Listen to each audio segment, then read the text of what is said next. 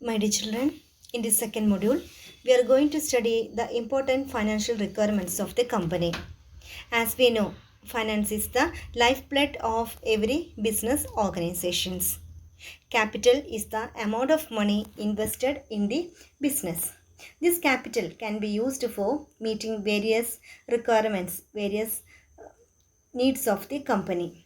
The important capital requirements of the company are fixed capital requirements and working capital requirements. Money is required for meeting various expenses of the company. The various expenses of the company are for the payment of salary, for the purchase of goods, for the purchase of assets, for meeting various expenses. The various expenses of the company are salary paid, commission paid, rent paid, advertisement expenses, discount allowed, commission paid, depreciation, printing and stationery expenses, advertisement expenses, wages paid, freight charges, coal, gas, water expenses, carriage inwards, carriage outwards, then printing and stationery, postage, telegrams, telephone bills. These are the various expenses of the company. Expenses may be direct expenses or indirect expenses, may be fixed expenses or variable expenses. Money is required for meeting these various expenses. Then at the same time, money is required for making the purchase of various assets. The various assets of the company are plant, machinery, building, furniture, fittings, etc. Money is required for meeting various expenses of the company. In this session, we are going to study the important financial requirements of the company. The first requirement is working capital requirement. Working capital is the amount of money required for meeting the current needs of the company. That is for the making the purchase of salary, wages and meeting various direct expenses, indirect expenses for the payment of the salary, wages, etc. Working capital means current assets minus current liability. The financial requirements of an organization do not end with the procurement of fixed assets.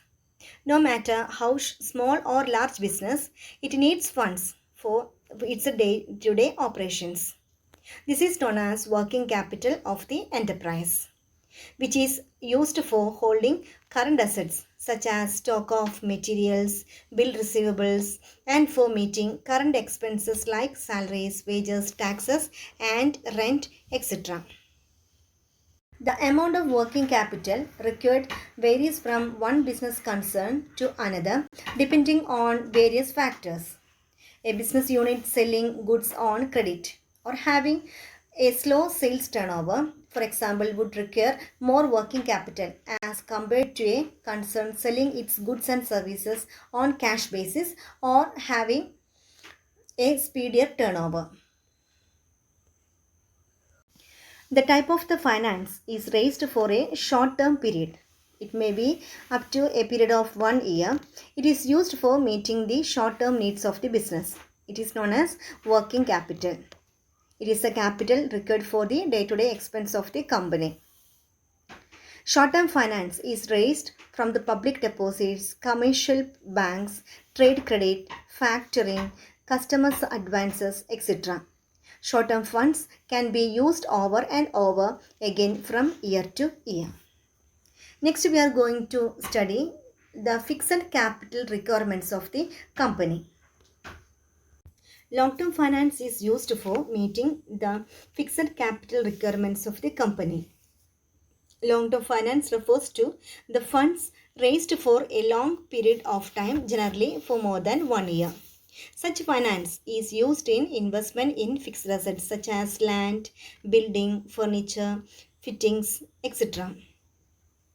These assets are used for permanent use and not meant for sale. Capital invested in the fixed assets is called fixed capital. Then the requirement of the fixed capital is known as fixed capital requirements of the company. The long-term finance is used for meeting the permanent needs of the business.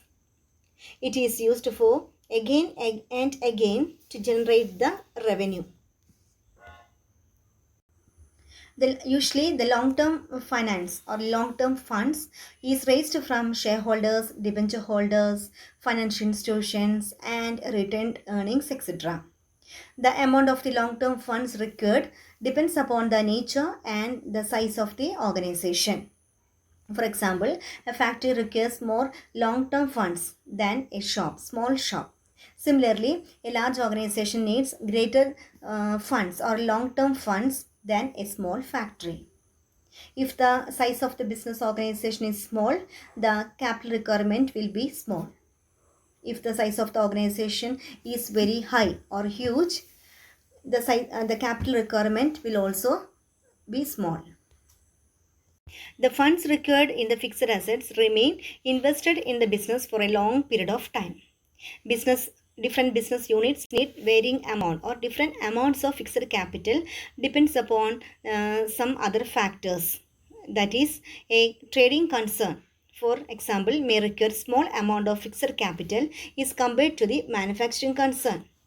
In the same way, the need for fixed capital investment would be greater for a large enterprises as compared to the small enterprises.